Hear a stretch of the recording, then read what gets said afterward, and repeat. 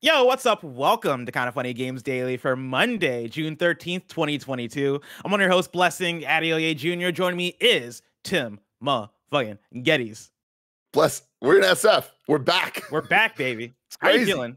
Oh, I'm so tired. Do you hear it in my voice? I'm Do getting you my hear it voice in my back voice? Because just a I'm so little bit. tired too. And like I don't think it's coming through, but like there is that thing where I'm hearing myself in my monitor. And I'm like, oh man, I'm not like 10 out of 10 right now. I'm at a Dude, strong 8.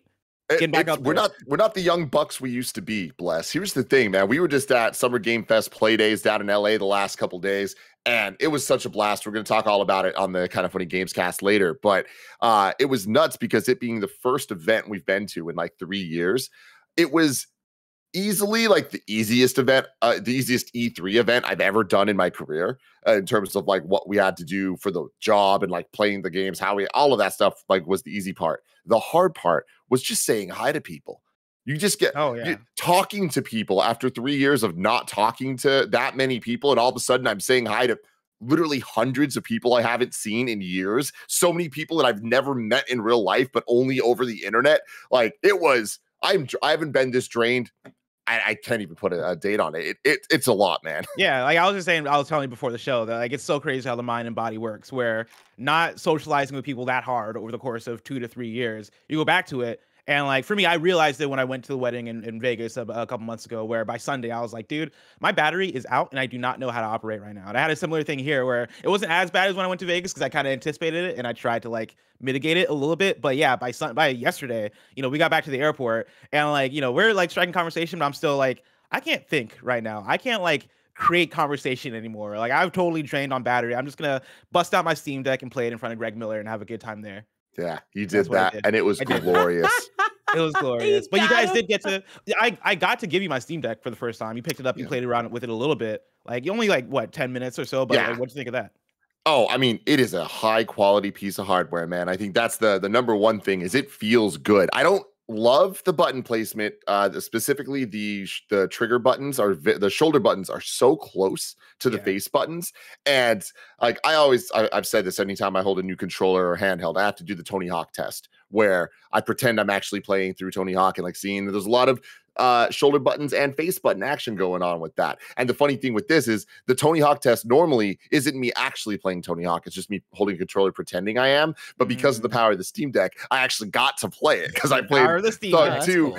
And it was fantastic. So it was fun. Again, I only played for like 10 minutes, and that was like the only bad thing I had to say, because when you loaded it up and I start looking at the menus, and especially with all the emulation shit, the way that it's presented, Dude, double chef's chef's kiss, man. That's It when is I knew that. That's when I knew fantastic. that, like, this the Steam Deck was gonna be magic. Because yeah, once for the people who know, they know, the Steam Deck world, right? I boot up Steam ROM Manager, I run a script, it gets all the art, I do all that stuff, go back to the main Steam Deck, and I scroll through, and I'm like, all the art is here and it's gorgeous, and I'm good. Like this is living in the future. But Mhm. we don't have time to talk about the Steam Deck because we have a whole lot No. to talk about here. We're of course going to talk about Summer Game Fest and the games we played and our experiences, all that stuff later on Kind of Funny Games Cast. But for now, Tim, let's talk about today's stories, which include follow-up headlines from Xbox and Bethesda Showcase, a possible Nintendo Direct coming in June, and more, because this is Kind of Funny Games Daily, each and every weekday at 10 a.m. live right here on twitch.tv/Kind of Funny Games. We run you through the nerdy news you need to know about. If you're watching live, you can correct us when we get stuff wrong by going to kindoffunny.com/you're wrong.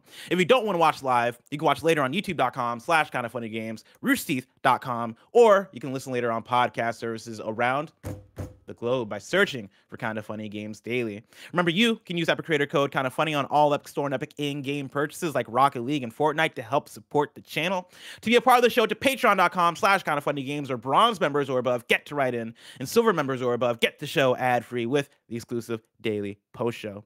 Housekeeping for you, a whole lot is happening right now on youtube.com/Kind of Funny Games, including a new episode of the Kind of Funny Xcast, which is our Xbox and Bethesda Showcase wrap-up. We also got a live reaction later to that Capcom Showcase happening live on Twitch, and an episode of Gamescast we're recording later today, wrapping up our time at Summer Game Fest Playdays, playing Street Fighter 6, Sonic Frontiers, and more. You can catch all of that and more this week on youtube.com/Kind of Funny Games and on podcast services around the globe. Just like last week, this week is a big week for Kind of Funny Games because we also have the PS Love You XOXO review. impressions, we'll figure it out once we get there based on how much me, Janet, and Greg play of PlayStation Plus Premium. So look out for that later in the week as well. But also, let me tell you about the Kind of Funny TikTok, because that has a ton of previews from Summer Game Fest, including Street Fighter 6, Cuphead, The Delicious Last Course, and WrestleQuest. That is at Kind of Funny Games on TikTok. And then back to youtube.com, so it's Kind of Funny Games. You've had a weekend with The Quarry. Who made it out of Hackett's Quarry summer camp alive? Come find out. On the Kind of Funny Games, because I'm reading verbatim from a thing that Greg sent me, which is not a write-up for the show. I think it's just a tweet. Go check out the Kind of Funny Games cast if you finish The Quarry for our spoiler cast. It's me, Joey, Mike, and Greg talking about who lived, who died, all that good stuff you want to hear and know. And it's a very entertaining episode, learning about how the different ways, who lives, who dies, who tells this story. Thank you, Tim. Learning the different ways that our stories went. So go check that out. And also we talk about Brenda's song, because of course we got to talk about Brenda's song. Of course. For now, I want to say thank you to our Patreon producers, Gordon McGuire and Fargo Brady. Today we're brought to you by Shopify and Athletic Greens, but we'll tell you about that later. For now, let's begin with what is, and forever will be, the Roper Report. It's time for some news. We have 7 stories today. A baker's dozen! Starting with our number 1. Tim, It's that season. Do you smell it in the air? I do. Tim, it's hype season. It's Summer Game Fest season. And the favorite. season is heating up because story number 1, are we getting a Nintendo Direct at the end of June? I'm pulling from Chris Scullion at Video Games Chronicle. Nintendo is planning a new Nintendo Direct presentation later this month, it has been claimed. During a recent Twitch stream in which she was reacting to the Xbox and Bethesda showcase, Sony Santa Monica writer and former games journalist Alana Pierce stated that the next Nintendo Direct is coming on June 29th. Pierce was asked by a viewer if a Nintendo Direct had been announced, to which she replied, quote, "No, but I believe there is a Nintendo Direct coming on the 29th. I don't know if that's been announced. You heard it here first. Let me check," end quote. Alana Pierce then checked her notes saying, quote, "I have it written down, 29th, yep, June 29th, Nintendo Direct," end quote. She added, quote, "It's not technically a leak because Nintendo didn't tell me, which is how I make that call. But it's also, I'm not leaking anything that's in it, which is why I think, which is what I think is shitty, right? Not talking about the games that might be shown as opposed to there just being a Nintendo Direct." Pierce's comments also match what VGC has heard, that Nintendo is planning a Direct later this month. The last Nintendo Direct was held in February 2022 and focused on games due for release in the first half of the year. Timothy Robert Geddes, right? I keep hearing Greg say it, and I didn't believe it until I saw your driver's license. And I was like, your name is really Timothy Robert Geddes. Holy cow. It is. Do you believe it? I mean, look, Alana is the most connected person in this industry. She's also the biggest badass in this industry. I'm so happy I got to spend some time with her. It is always a pleasure. But the reality is everyone loves her and everyone talks to her. And she knows more than probably any of us combined. So if she's saying this, I believe her. I at the very least believe that whoever's telling her this stuff thinks that it's true at that point. That's how this always works with this stuff that is kind of the behind the scenes things being talked about. I will say that I'm a little suspicious about a Nintendo Direct date being known this far in advance, because traditionally Nintendo doesn't work that way. And out of anything that can be discussed, any rumors, any the leaks going around, insider stuff going around, Nintendo Directs are kind of the origin of all of it, of this madness over the last couple years of the rise of people like Jeff Grubb and all of that. Before Grubb, there was the Nintendo Direct insiders, and that kind of turned into, you make that sound like an Avengers or Eternals.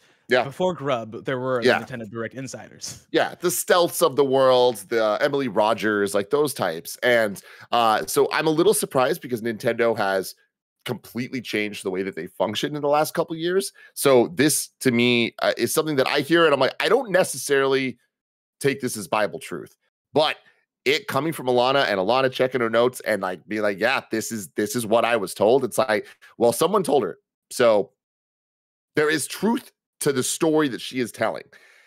Will Nintendo do it? I fucking hope so, because I am looking forward to some Nintendo goodness. It has been way too long since I've gotten like big announcements from Nintendo, and they're kind of in their mode right now where they're still releasing a bunch of the games. Like we know we have Splatoon, we know we have Xenoblade, we know we have Advance Wars at some point coming, but there is still the big questions from Nintendo. More in the same way that PlayStation is about to finish its releases once God of War Ragnarok happens, and then it's like, cool, it's time for the next slate with Spider-Man 2, Wolverine, and whatever all the other teams are working on. On the Nintendo side, it's been a long time since we've heard what the Odyssey team's working on, what the Mario Kart team's working on, what all that go down the line of the Nintendo, like the big heavy hitter teams. What are they working on? Grezzo, what are they up to?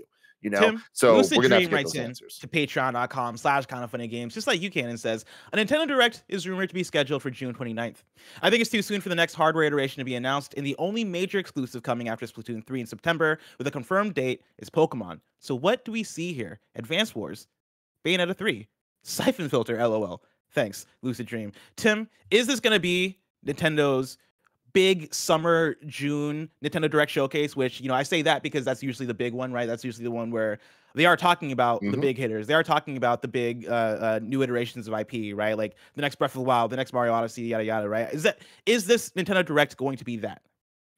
I hope so. I mean, look, this morning before I checked Slack and saw that this was a news story, I would have bet Nintendo was not going to do one this year in June, period. So having said that, it's like just a couple hours ago, I thought they weren't going to have a big showcase. So now that we have this, does that change my mind to think, okay, this is going to be the big one? Or is this just going to be an update on what we have coming that we already know for the rest of the year with maybe an announcement or two sprinkled in? And there are things we're looking forward to, like a Bayonetta 3 release date. Like I feel like this would be a good place for that. But you know what? I'm Tim Geddes. I can't just like sit back with that. I got to let the hype completely consume me when it comes to Nintendo. So yeah, fuck it. I think it's going to be a big one. I think we're finally going to get a lot of the stuff that we've been talking about for a long time, like what the Odyssey team is working on. There's been all those rumors of it being a 2D Donkey Kong adventure game, which I would be thrilled for. Does that bring the hype? For me, yes. People online are going to be pissed, but like that sounds like a dream come true game for me. But beyond that, it's been a long time since we've gotten a 2D Mario game, and it's only getting longer as every day passes. We're going to have to get one at some point. Those things sell way, way, way too well to not get a new 2D Mario. On top of that, new 3D Mario. Last year we had Bowser's Fury, so it might be a little soon to like come out with something fully featured in the 3D World style. But again, the Odyssey style, it's been many, many years. And Odyssey changed the game in terms of how well 3D Mario games sell. And with the power of the Switch's install base at this point, I think it's inevitable we're going to get something. So yeah, I'm saying it's going to be a big one if it happens. Do you think we get a big breakdown of Breath of the Wild too? No. That seems to be the next biggest Nintendo game on the horizon, right? And that's coming out seemingly spring. I forget if they said an actual window, but we know it's coming out next year. Yeah. Is it around the time that you would do something like that? Because that's what they did for Breath of the Wild 1. Yeah, but my gut tells me that because of the tumultuous kind of schedule that Breath of the Wild 2 has had, I can see them kind of taking this as not a distraction from that, but kind of like hey, in the meantime, here's a bunch of things, right? And announcements are exciting to distract people from the fact that they're not going to be playing Breath of the Wild 2 this year, which is what Nintendo and a lot of us expected would be the case. So I can see them kind of maybe finally announcing the inevitable Switch ports of Twilight Princess and Wind Waker, right? As part of this to kind of like tide that over. Maybe some messaging on, I don't think they'll give a date, but like something like, and later this year, we'll like do a deep dive into Breath of the Wild 2. God. Yeah, I'm hoping, like, one, I hope this happens. Alana Pierce, I think, is very reputable, and somebody who, like, if she says with confidence something like this is going to happen, I have no choice but to believe her, right? And, like, of course, there's also the other thing of plans shift, plans change, and just because she says it's going to happen doesn't mean that they can't change their mind or find a new date within the coming weeks if something happens or something doesn't come together or they end up just not liking that date. That said, as of now, I'm inclined to, one, believe it's going to happen, and then two, yeah, hope that it's something big, because I don't think the fall is necessarily looking dire for Nintendo. You got Xenoblade 3 coming through. You got Splatoon 3 coming through. It's all summer. I guess that is true. I guess that is summer. But even they're missing fall releases, which is my big thing of like, they need to announce something. And it's Nintendo, so that something can just be Switch ports of Wind Waker and Twilight Princess. But is that enough? I mean, the Nintendo has proven with where they're at, it is. Like, they literally just like...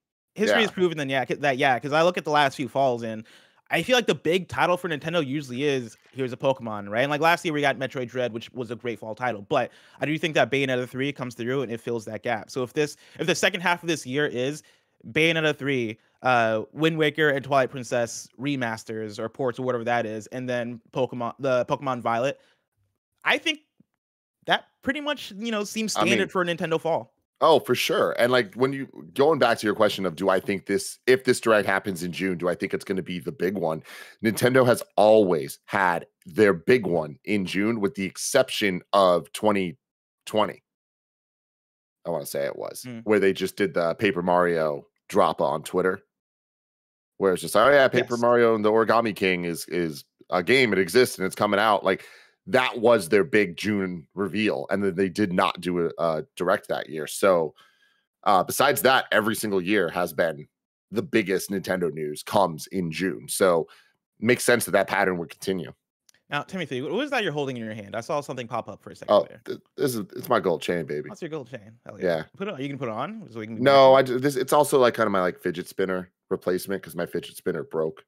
So Tim, I don't think you understand how baller a thing that is to say. I know. Yeah, I'm just fidgeting around with a gold chain. It's the thing that keep my mind busy. It's that type of state of mind that you need, everybody. Winners out there. Come on. Kevin, am I allowed to talk about this DM that you sent me about Tim Geddes? Or is it confidential information? Because if it's something that I shouldn't say, I won't say it. Nah, I love calling him Tim Bob. Or Timmy Bobby. Kevin messaged me and says, Timmy yeah, Bobby. sometimes I call him Tim Bob or Timmy Bobby. And I absolutely adore Timmy Bobby. Now, here's the thing. You have never once called me Timmy Bobby. I welcome it, but you've never once called me. But Kevin's called me Tim Bob since I was 4 years old. I love that. I've never called you Timmy Bobby, but I fucking love Timmy Bobby, and I think let's start today. Timmy Bobby, come over here. Timmy Bobby, let's hop into story number 2. We got a quick recap of the Xbox and Bethesda showcase for you. I'm going to read out mainly the highlights. There's some omissions, but I want to get through all the big stuff because, of course, there was a lot of stuff that they had in that showcase yesterday. So going through it, we started with an extended, and this is oh man, I need to find where I got this info from because I did not source. But this is courtesy of someone else. I'll find them as I read through the thing. But we started with an extended look at Redfall's vampire shooting gameplay and 4 playable characters. That will, of course, launch in 2023. Hollow Knight Silksong got a trailer. It'll be available day 1 on Xbox Game Pass. High on Life is the next game from Rick and Morty creator Justin Roiland's Squanch Games. That is launching in 2022. Riot Games is launching all of its games to Microsoft's Xbox Game Pass and is essentially giving away hundreds of dollars of free stuff for subscribers, all of League of Legends champions, all Valorant agents, and more. A new trailer debuted for A Plague Tale Requiem. Forza Motorsport was announced for 2023 with an extended look. Overwatch 2 will be released in October with Junker Queen as its new playable hero. It'll be free to play when it launches. Early access begins on October 4th. Forza Horizon 5 is getting Hot Wheels DLC on July 19th. Scorn is launching October 22nd. Flintlock Siege of Dawn looks to be about killing gods, and it's coming in 2023. Minecraft is getting a strategy spin-off called Minecraft Legends. It is expected in 2023.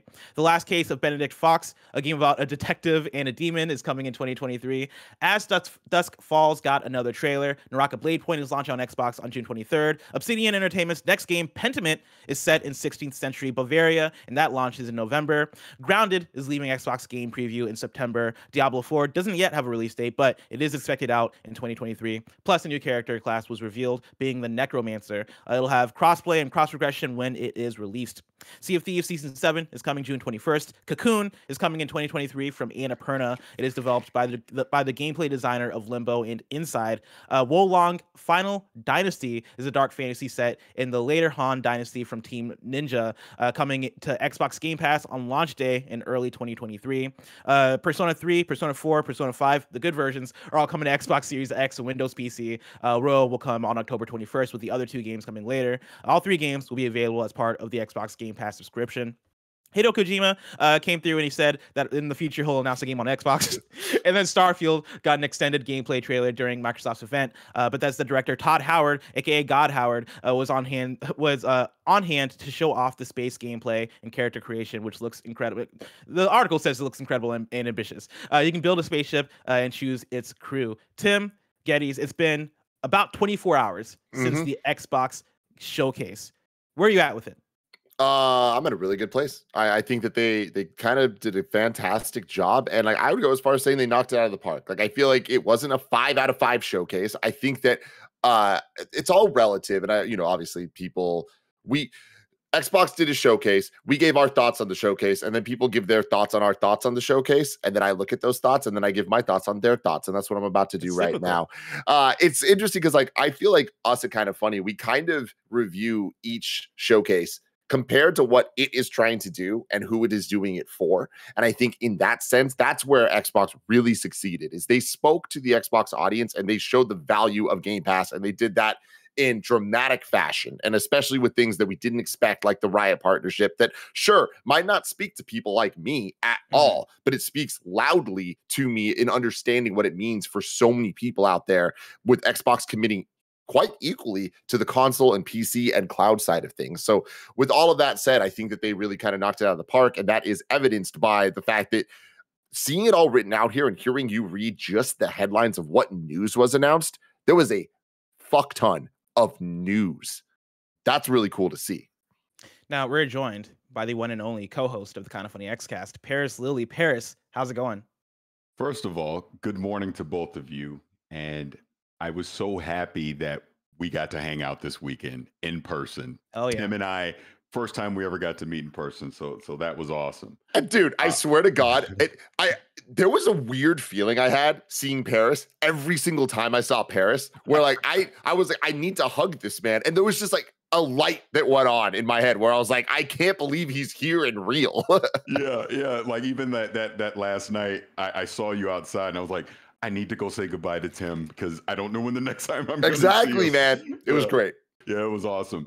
But thoughts on the Xbox showcase? I'm similar to Tim. Where is it a 5 out of 5? No, but I thought they did a great job of conveying, like they said, the next 12 months of Xbox, and they stuck to that. They opened with Redfall, they closed with Starfield. Those were kind of the two big mysteries of were we going to get gameplay, and we got that. And then in the middle, they basically showed you the value of Game Pass. To me, that was the clear message. Like you said, the Riot deal doesn't do a lot for me personally, but I get it. Like Tim's saying, that is a huge deal that they did. Bringing Persona to Xbox through Game Pass is obviously a big deal for them as well. So I think in the short term, they've really set themselves up to say, okay, we may not have a lot of first party stuff coming here in 2022, but you look at that first half of 2023, I mean, it's completely stacked with stuff. I would also say Redfall surprised me. I was like, okay, vampire hunting co-op, but to actually see it in motion gameplay, I was pretty impressed with it. And obviously the DNA coming from Arcane with Dishonored and Prey folks working on this, it totally makes sense. Yeah, it looks right. Yeah, Starfield's the interesting one because it's kind of, I've seen the reaction since. I'm very impressed with the scope of what Starfield is going to be, what they're attempting to do. And it totally makes sense that they're delaying it further because there's a lot of stuff that's going on. There's a lot of moving parts. And it's almost like you're taking No Man's Sky, but then you're also taking, the Bethesda RPG DNA and layering it on top and giving you all these things to do. So I'm going to be very, very interested to see how this plays out when it does launch in 2023. But yeah, I just think overall they did exactly what they needed to do. There was a lot of panic and worry when Redfall and Starfield got delayed of what does Xbox actually have to show. And they condensed it to say, yep, here's the next 12 months. Enjoy yourself. See, that's the thing that I think is nice is talking to people before the Xbox showcase. That was the worry. Oh man, the next year or the next 6 months specifically, right? The rest of 2022 for Xbox looks dire. And for them to go, actually, no, let's do the showcase and focus on the next 12 months. I think that gives people way more hope, especially focusing in on Game Pass. And talking to even you, Paris, before the showcase, I was like, well, if they don't have anything in the next 6 months, they got to make Game Pass deals. And seeing Persona 5 come to Game Pass day one when it launches on Xbox, I think it's going to be huge. A few things I do want to shout out, right? First of all, shout out to Nicole Carpenter from Polygon. That was her article that I went through, and it took me a while to actually find it. So shout out to Nicole for doing that. Secondly, you brought up Starfield and Bethesda. This is actually story number 3, but I'll throw it in here right now, right? Bethesda Game Studios tweeted out this morning, yes, dialogue in Starfield game is first person, and your character does not have a voice, which is very fascinating. And it's a big change from Fallout 4, right? That's them kind of reverting back to how Fallout 3 and Skyrim were in terms of you having dialogue choices, you seeing the exact dialogue choice that you're going to make, you click it, and you're not having a voice character, which I think is pretty split. And I think that kind of goes back to how people are receiving Starfield. People seem to be very split. And even me personally, I'm a bit split on it because I think the game looks awesome. I am very excited for the game, it being a new Bethesda IP. That's the thing that has me the most excited. Give me a new world to explore from that team because I love what they do with Fallout and Skyrim, right? The thing that watching that trailer had me concerned, I think, was the scope and was coming off of previous games, right? I look at Fallout 4 and I like Fallout 4, but I know Fallout 4 didn't hit as well for a lot of people that aren't me, right? I think, the common comparison it gets is, oh man, this is just more Fallout 3, which didn't feel as special. I look at Cyberpunk, which was also another game that announced so much in terms of what it wanted to do, what its scope was, how where story would go, what dialogue would be, all this stuff, right?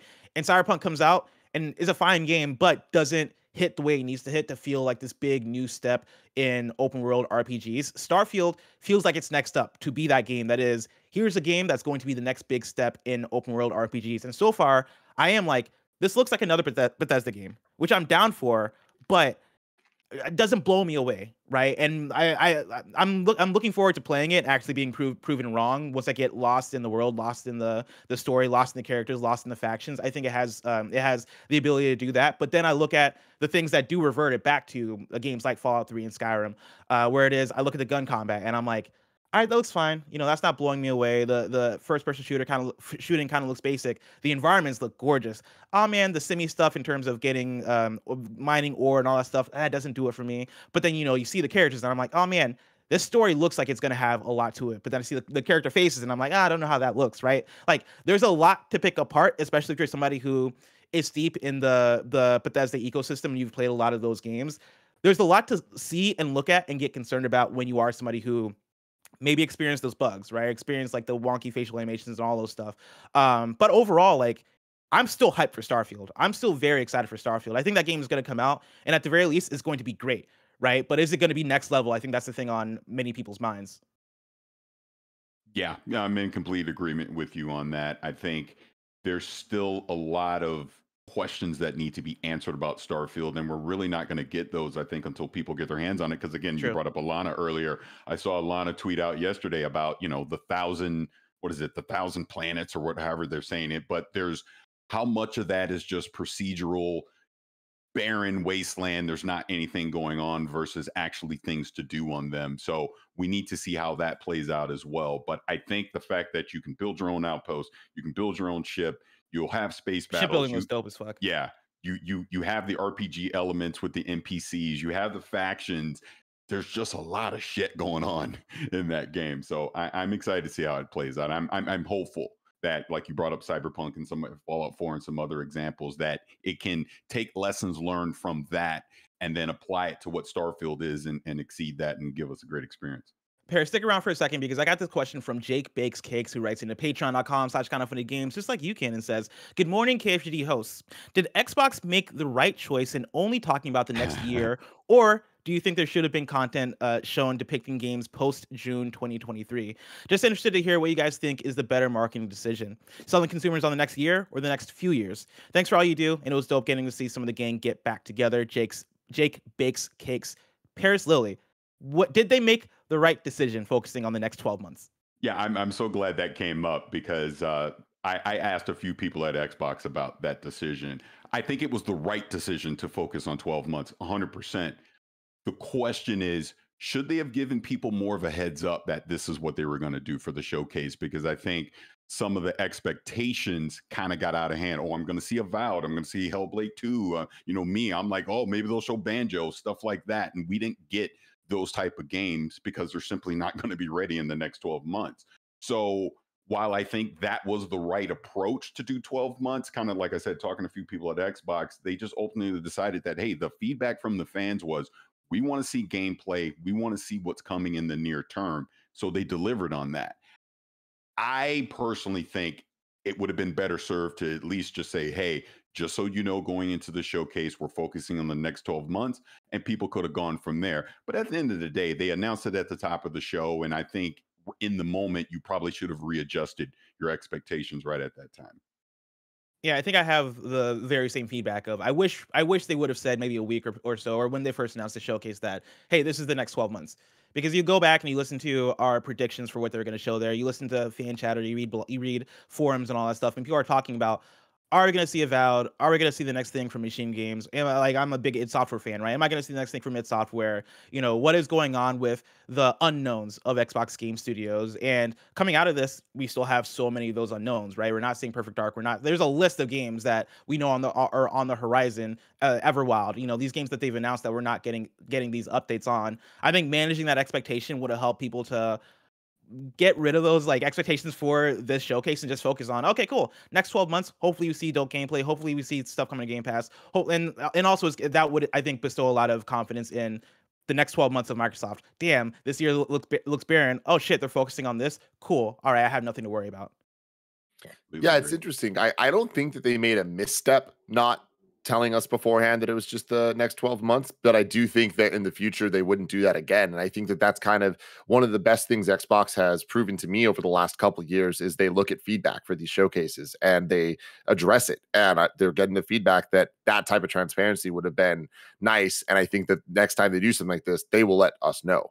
But having said that, I'm with Paris, like saying it at the top of the show, like that accomplishes everything you need. Like Xbox doesn't owe us telling us exactly what's going to be in the showcase before we get the showcase. Like that's something that always kind of bothers me, is that transparency is good, but it does hit a point that it's like, y'all, they're putting on a show. Like let them put on the show and let's see what they have there. And if the things we're expecting aren't there, that doesn't mean it's bad if it's a good show they put on. And that's exactly what I think they did here. I think that this was absolutely the right move for them to do at this moment in time. Is this the ideal showcase? No, it's definitely not. The ideal showcase would be a mix of, well, here's what's coming in the next 12 months, and here's some hints at things in the future. We got that with the Kojima tease, right? There was that one, okay, this is a different thing that's not part of the 12 months. And they're the ones making up the rules. So if they had other things they wanted to show now, they could have done it. They could have been like, all right, we said it was all in 12 months, but here's a trailer for Banjo or whatever the hell, right? But my thing is like, and again, I'm a broken record, and I'm going to keep being a broken record as this continues to happen. But one day, Microsoft is going to just come out swinging and never stop, because they have so many teams and so many projects being worked on. And there's Game Pass. They built the ground floor, the foundation of what the Xbox ecosystem looks like. And unfortunately, we're still not there. When we're looking at these next 12 months, like I can't believe that in 2022, we're still getting Xbox falls that don't have big Xbox first party titles. Having said that, it's okay, guys. There's so much stuff coming out. They just had all these partnerships, and guess what? Pandemic happened, and that is something that Xbox could have never planned for. So on top of Xbox having to play catch up to where PlayStation and in some ways Nintendo have been 7 years ago, 6 years ago, 5 years ago. Now they have to deal with what everyone else in the industry is dealing with, which sucks. So hopefully next June, when we get an event, it's going to be a beautiful mix of here's what you're playing next month and the month after and the month after and the month after. Continue. And here's 3 CG trailers for what you're going to be playing 3 years from now. Because then once they set that cadence up, it's easy where every single year will just be an update of what's coming out here, there, next, and forever, right? And that is the value of Xbox Game Pass at its core, is a never-ending feed of quality content for a subscription. Tim, Paris, I got a couple more stories regarding follow-up headlines from Xbox's game showcase. But before we get there, I want to let everybody out there know about patreon.com/kindoffunnygames, where you can go and get the show ad-free. And speaking of ads, let us tell you about our sponsors. This episode is brought to you by Athletic Greens. I've been using AG1 the last few months because I figured it was well past time I start thinking about vitamins, but I'm usually not the biggest fan of their format. So being able to drink a flavored water is much more up my alley. And I'm a huge fan here of the fact that it doesn't taste super healthy. It kind of has like this mild tropical taste to it that I look forward to every morning. With one delicious scoop of AG1, you're absorbing 75 high quality vitamins, minerals, whole food source superfoods, probiotics, and adaptogens to help you start your day right. It's time to reclaim your health and arm your immune system with convenient daily nutrition. It's just 1 scoop in a cup of water every day. That's it. No need for a million different pills and supplements to look out for your health. Athletic Greens is going to give you a free 1-year supply of immune-supporting vitamin D and 5 free travel packs with your first purchase. All you have to do is visit athleticgreens.com/kindafunny. Again, that's athleticgreens.com/kindafunny to take ownership over your health and pick up the ultimate daily nutritional insurance. athleticgreens.com/kindafunny. This episode is brought to you by Shopify. Shopify gives entrepreneurs the resources once reserved only for big businesses to everyone. So upstarts, startups, established businesses, content creators alike can sell everywhere, synchronize online and in-person sales, and effortlessly stay informed. I love how Shopify has the tools and resources that make it easy for any business to succeed, from down the street to across the globe. Our content creator friends use Shopify to manage all their merch sales and stuff, and I recently got Gia a pair of Allbirds from the Allbirds website, which also uses Shopify. So that's an example of big websites using Shopify for their sales. You can gain insights as you grow with detailed reporting on conversion rates, profit margins, and to help you supercharge your knowledge of your sales and your success. You can go to shopify.com/kfgames, all lowercase, for a free 14-day trial, and you can get full access to Shopify's entire suite of features. Grow your business with Shopify today. Go to shopify.com/kfgames right now. That's shopify.com/kfgames for a free 14-day trial. Shopify.com/kfgames. Before we hop into the next story, Paris has got to go. But Paris, before you go, do you have any final words for us? Yes, I wanted to give a shout because people have been asking me for the past few weeks, hey, are you hosting the Xbox Showcase Extended, which will happen tomorrow? I am not hosting it, but Erin Ashley Simon is hosting the showcase. She's a good friend. Yes, friend of the show. She is so awesome. I am so excited for her, so proud of her for getting this opportunity. And I hope everyone tunes in tomorrow, checks it out. Send her all the love that you can, support that you can. I know she's going to kill it and it's going to be great. And I'll also say, yeah, you might want to watch. You never know. Your boy might show up somewhere in there. You never know. Paris, thank you so much for coming with me, man. Yeah, thank you. All right, let's hop in to story number 4. Kojima Productions makes clear it still has a very good partnership with PlayStation. This is Ryan Dinsdale at IGN. Kojima Productions has made it clear it still has a good relationship with PlayStation, despite announcing an Xbox exclusive game.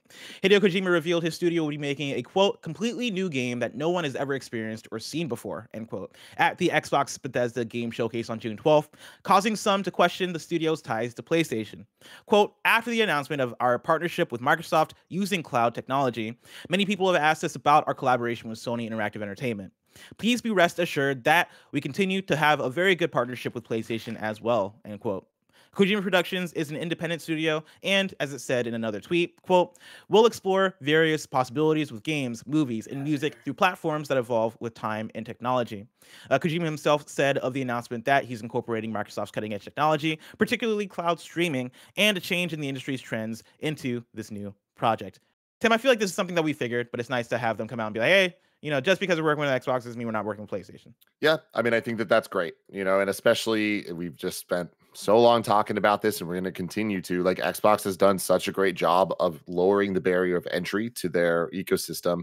So hopefully, unlike the opposite side, where if you want to play a Sony exclusive, you need to get a PS5 or PS4 at this point, but eventually a PS5, you can just get in with cloud. You can get in with the Series S, Series X. Like, there's just options for the ecosystem. So hopefully, like Kojima making a game for Xbox, PlayStation gamers that don't have an Xbox will be able to find a way to play it without having to jump through too many hurdles. Hopefully, especially by the time this game actually comes out, you got to imagine that the Samsung TV stuff with Xbox, which we got to demo, we'll talk about that on Gamescast, and it was actually really awesome, will not just be tied to Samsung TVs. There'll be a dongle. There'll be options out there for people for cloud streaming and all of that stuff. And for a game being so heavily cloud focused and all of this stuff, like I think that this message is necessary, and there is allegiance. And when you look at teams that have worked pretty much exclusively with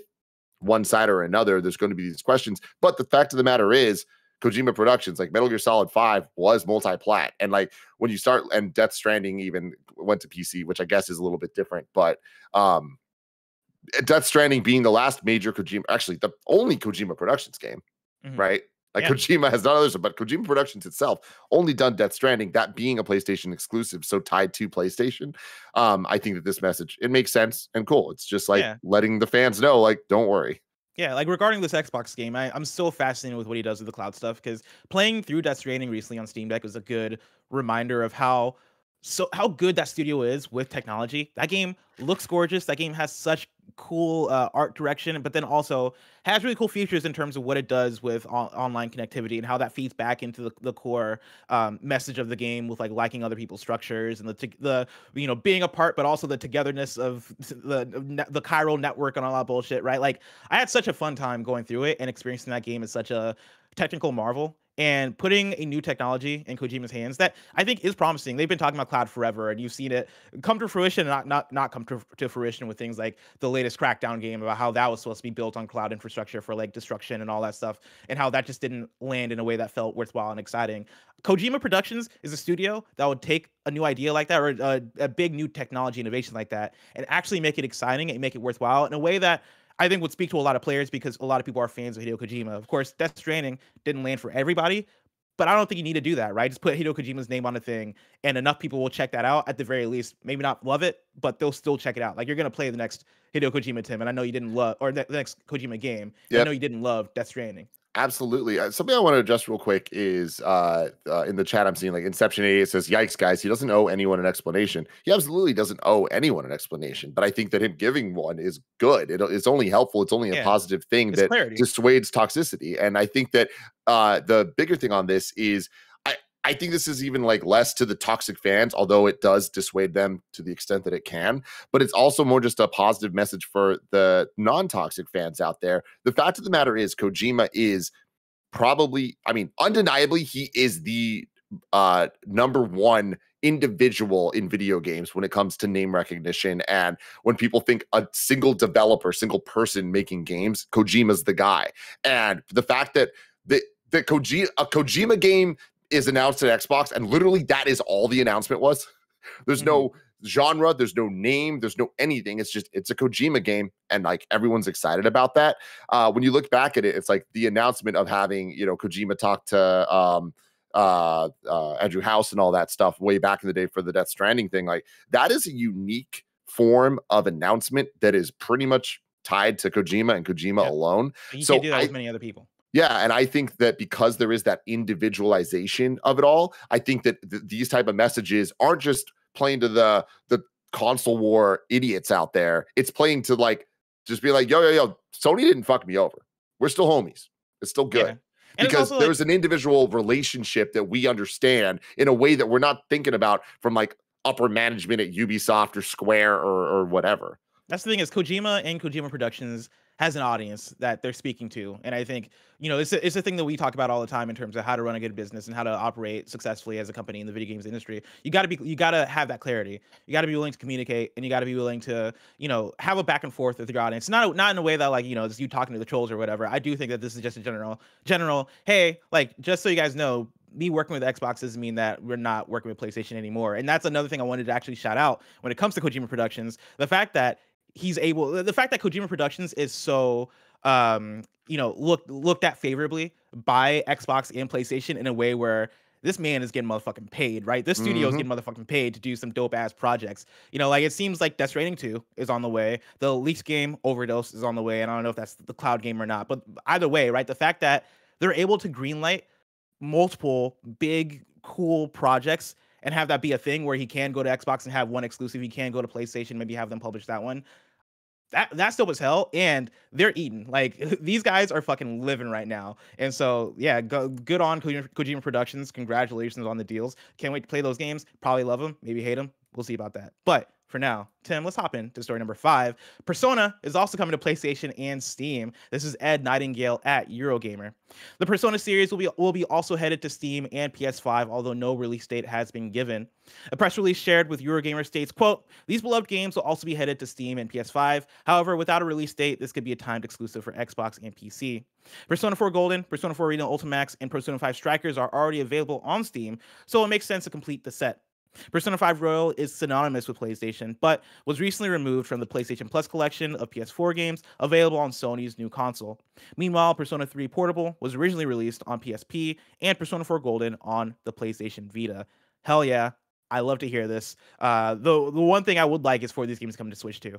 I think that's the one bummer. Is it seems like Switch right now is the outlier that's being left out, and I don't think that's because it's never going to come to Switch. But the worry is that I think it will come to Switch much later than maybe these other platforms, even because who knows? Maybe it is extra work. Maybe there's just some weirdness going on. Who knows? But awesome that it's coming to more platforms outside of just Xbox. Mm-hmm. It's incredible. I imagine it will come to Switch at some point. I think that now this was the floodgates just needed to be opened, and now things are possible. Whereas until yesterday, it could have been not possible, right? So I think that inevitably they want to make money. Why would Atlas not want to do that? They know the investment. They know that if they put it on Switch, it would sell. Exactly, and PlayStation users have been asking for PlayStation has been asking for Persona 3 forever to come back to the platforms, since that's one that's been so difficult to play in a modern way. So yeah, take those games, put them everywhere, let people play them, especially on Switch, because those games thrive being played handheld. And so I'm looking forward to hopefully that happening. Either way, I'm going to play it on Steam Deck because I got that young. Oh, where'd I put it? I usually have it at reach of distance so I can actually pull it up on camera. But that big, beautiful device called the Steam Deck, I'm going to play it there.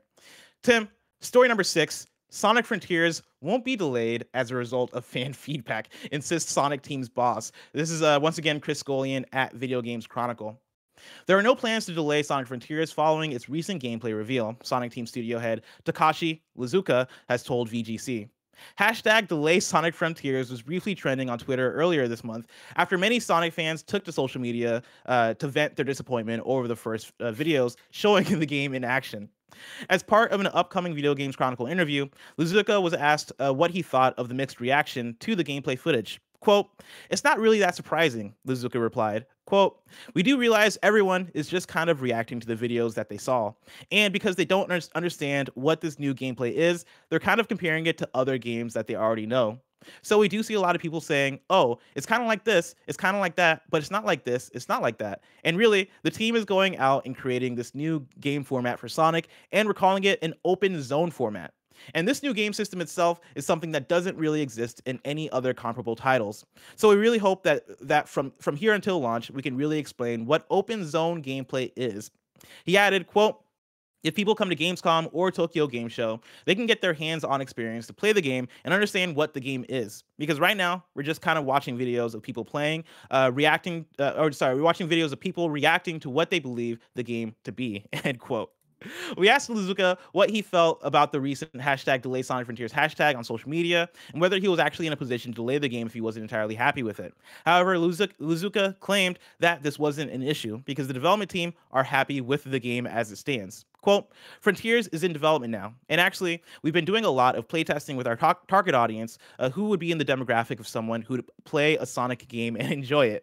End quote. He replied. I think that's the most important part of everything just said here. 100%. The second most important part being the fact that, good Lord, God bless the Sonic legacy that is going on here, where there is a petition from fans to delay a video game. They just want this thing to be right. They just want this to be the people most Sonic it could possibly be. Oh, people care fervently, bless. And we got to see that firsthand this weekend as we were able to play the game. We're going to be giving our thoughts on the Games Cast later today of Sonic Frontiers. But man, yeah, this game is it's going to go down in history one way or another. One way, I don't want to spoil too much from the Sonic gameplay impressions for the Games Cast, but I will say I do think that this game is going to be one of the most divisive games in history in terms of how people receive it. It's been very fascinating. It's not open world; it's open zones. It's different. That's what he says. I don't fucking believe him, But hey, we'll see what that means. We will Open see zone what it gameplay. means. I do want to throw out that he said later on in the interview, quote, so if our development team, this is him still responding about if the game is going to get delayed and all that stuff, right? Quote, so if our development team all gets coronavirus, or they're all hospitalized, or there's something that actually prohibits us from being able to deliver the game on time, we'll need more time. But we're working right now with our team in Japan, who are working really hard to make sure this holiday people can buy the game, pick it up, and take it home, and all have a fun experience with it. Tim, you heard it here first. If Sega all get coronavirus, the game will get delayed. Sonic, bless. I can't wait till a couple months from now when we can just without restrictions, talk about every single thing we want to say about Sonic Frontiers, because it is going to be legendary. It's going to be legendary. God bless this game. I love you, Sonic. And here's the thing, right? People talk about the Sonic cycle and how it's the same thing, right? You get excited for it. You see new footage, you're like, oh, this looks cool. You see more, and oh, I don't know about you get the game, you're like, oh man, this is not as good as I wanted it to be. And the cycle starts again of us getting hyped and going through all this. This might be the greatest iteration of the Sonic cycle in history, at least since Sonic 06. Not saying that this game is going to be Sonic 06 by any means, right? Is it? And listen, we'll see when we get there. I'm not going to claim either way. I mean, 06 is what started the Sonic cycle, essentially. Because 06 was really the first really, really, really bad one. Trash fire Sonic game. Yeah. And there's not been one as bad as Sonic 06 since Sonic 06. Well, Sonic Boom. People forget about Sonic Boom on the Wii U. Sonic Boom is easily the worst Sonic game ever created, and that says something because everyone always jumps to 06, and 06 is a 10 out of 10 compared to Sonic Boom. That might be an exaggeration. Sonic 06 is a 6 out of 10 compared to Sonic Boom. Yeah, no, this is going to be a Sonic cycle for the ages, and I can't wait to talk to you more later today, Tim, and later as the year goes, talking about this game.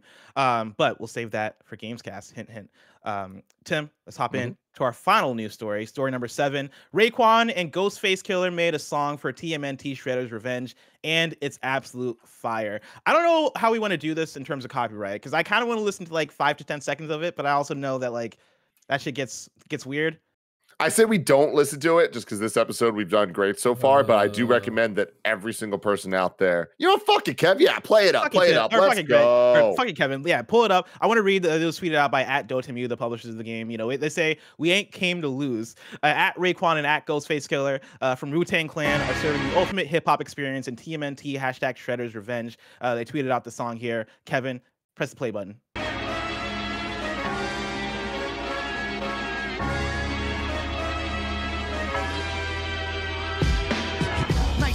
Now I'm here to beat you with full force, mess up your facial features. Hasta la vista, I'm selling all y'all little Caesars. All y'all stuff your face with is pizza crack like a hard. Okay. You can pause it there. You can stop it there. Now this shit is fucking fire. Here's the fucking thing, Bless. I didn't know that I could be more excited for Ninja Turtles Shredder's Revenge, all right? And every single thing they start saying about this game, I just get more and more hype. We got T-Lopes doing the music. That beat was by T-Lopes, the guy that did the music for Sonic Mania. This is just a fucking fever dream. We got Wu-Tang members, my favorite Wu-Tang members, my 2 fucking favorites, making a Ninja Turtle rap, baby. Come on. Incredible. I could not believe how fire this is, especially because Ghostface Killer has a whole verse here just rapping about Ninja Turtles. Every line is a fucking bar, Tim. Now, real quick, I want to go back. We're talking about Sonic Mania a little bit here. I'm seeing in the chat a lot of people saying that I'm wrong about Sonic 06. Being the start of the bad Sonic games and all this stuff in terms of the Sonic cycle. I want to let y'all know I ain't wrong at all. Okay, I see people in the chat shouting out Sonic in the Secret Ring, Sonic in the Black Knight. Guess what? Those came out after Sonic 06. That proves my point. And also, Sonic in the Secret Rings, not that bad of a video game. Not that bad. Sonic Black Knight, that one wasn't that great. People mentioned Sonic Adventure 1 and 2. Look, I understand that those aren't good games, but look 100%. At the reviews. Everyone, when those games came out, everyone fucking loved them. They're beloved. So, yeah. So, then beloved doesn't necessarily mean good. Shadow the Hedgehog, ZOVGM says that. Yo, that's a spinoff. I get it. Cool. That was not part of the Sonic cycle. And I'm not defending saying that Sonic games were fantastic until then. I'm just saying the Sonic cycle didn't exist because of Shadow the goddamn Hedgehog. Tim, I've been, and I'll spoil it. This doesn't mean that's going to happen, right? But I've been considering making a video, maybe a blessing show or something along those lines, of me going back and playing through all the bad Sonic games, which is sounds not good. It's an undertaking for sure, because that's half of them. Yeah. But I kind of want to do a Sonic retrospective of every Sonic game that just hasn't fucking worked. Plus, I mean, I'm telling you, like one day me and you need to just do the sit down, not just every fucking bad one. Let's do the good ones too. Let's find some joy. Let's prove to the people what they're missing out on, that not every Sonic game is bad. There are at least a handful of fantastic ones. At least a handful, Tim. At least a handful. And then there are many handfuls. Yeah, Sonic Origins coming out like legit this month, right? In a couple of weeks or so. 10 days, dude. 10 days. That's gonna I be a am good one. living right now. I got Ninja Turtles. I got Cuphead. I got fucking Sonic Origins. Jesus. All right, y'all, get excited for Starfield. I'm going back to Get the excited past. for Starfield. You're gonna play that. You're gonna be like, oh, this is just another Cyberpunk 2077. Meanwhile, Sonic Frontiers is gonna be a fucking at least a 7. Hopefully, if everything goes right. Fingers crossed. I'll take Tim, a 6.5.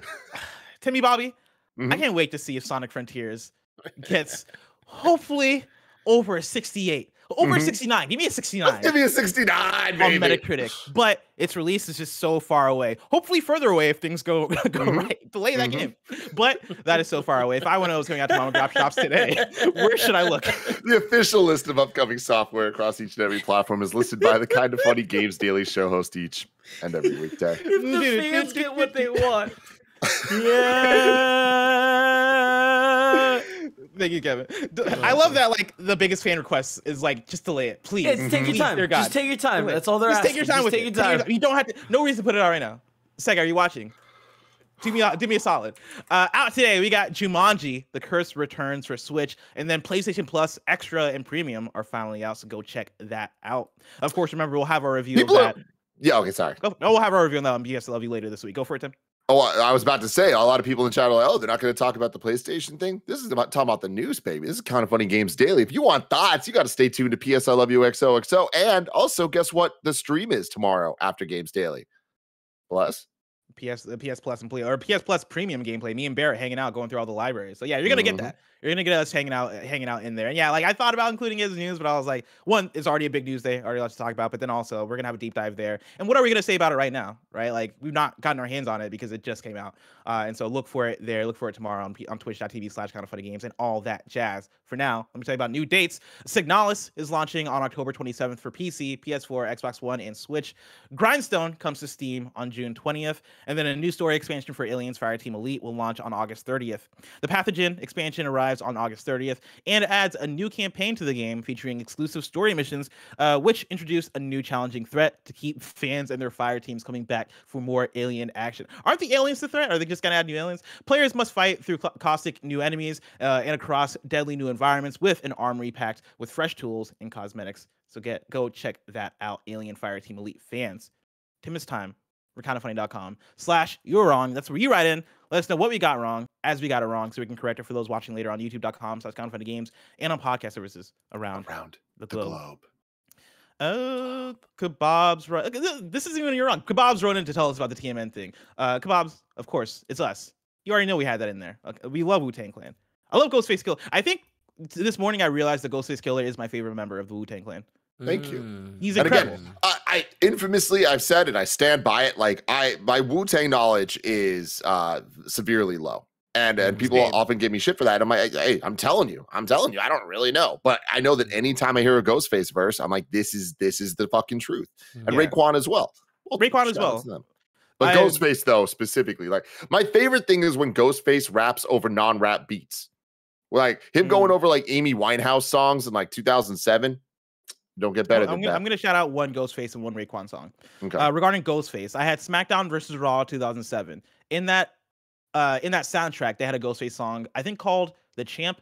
It's basically him rocking, or it's basically him rapping, from the perspective of Rocky, right? Like him talking about like, or them doing like interstitials of like Muhammad Ali style shit talking between verses. It's a fucking dope ass song that I like. Every time that came up in SmackDown vs. Raw, I got hella hyped. And then for Raekwon, you talking about rapping on non-rap beats. I want to give a shout out, Tim. You'll remember this because it was a Kanye West Good Fridays back in the day. It is the Justin Bieber "Runaway Love" remix featuring Kanye West and Raekwon. That's what I'm saying. When he's rapping over non-rap songs, he brings the fucking fire. It's that one verse wonder, baby. Ghostface Killer. You gotta love it. Well, that was Raekwon, but yes, I think you're right. Raekwon. And also, Raekwon Raekwon on "Beautiful Dark Twisted Fantasy." Man. This week's host for Kind of Funny Games Daily, you like this. Tomorrow, you're getting me and Gary Whitta. Wednesday, you're getting me and Janet. Thursday, you're getting Greg and Russ Freshtick, a special guest. And then on Friday, you're getting Greg and me. If you're watching this live on Twitch, after this is Mike and Kev playing some Portal 2 co-op. Isn't that right, Kev? Yup. Hell yeah. If you want to catch that stream later, you can subscribe to youtube.com/kindafunnyplays. Remember, this has been Kinda Funny Games Daily, each and every weekday live right here on twitch.tv/kindafunnygames. We run you through the nerdy news you need to know about. We have a Patreon post show for those that are subbed at the silver level of patreon.com/kindafunnygames. So stick around for that. Otherwise, until next time, delay Sonic Frontiers. Please, God, please.